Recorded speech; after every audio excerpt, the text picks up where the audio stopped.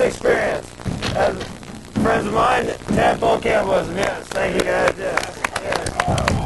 We'll have them back on the show here shortly. By the way, give us a call. Yes, this is December 13th. Yeah, feel free to go to another article there if you want. Too. Yes. And this is out of December 12th, the Austin American Statesman. The story I clipped out: psychiatrists condemn gay conversion therapy. That's right.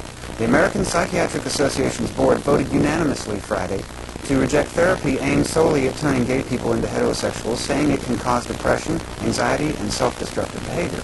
Well, we've pretty much known this for a while, but this is a unanimous decision on the part of the nation's top psychiatric association, the American Psychiatric Association. Not a single one of them said, "No, it's not true, I disagree." There was no dissent among their vote. It was unanimous.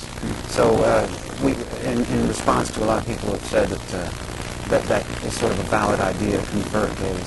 So we'll hang on to that too. So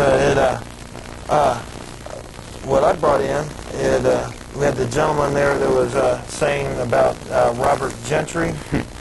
So I got the chance to get out and do the research on this Gentry. He's quite an interesting fellow. You can see I got quite. There's several articles here, and I've still got on Interlibrary Loan one more article about this guy. And the gentleman was saying that the original article was 79. It turned out it was 74. The article he was talking about radioactive halos. But the most interesting thing about it is, in 1976, the same Gentry uses it to claim proof of element 126 and 116. He's using the same radioactive halos 2 years later to make claims of a totally new element. Well, I then have the report that came out a couple weeks later from the rest of the scientific community, basically saying how totally absurd his ideas were on this one. And the most interesting thing about this is he's using, in the original article, the caller said, and I read the article and I can't find anywhere in there about the granite solidifying in 3.5 minutes. But anyway, using it to claim a young Earth. Well, 2 years later, he's using that same halos and claiming the Earth is old, and that's how it proves element 126. He's now using the old Earth to prove element 126. So the scientific credibility of this Gentry is very seriously in doubt.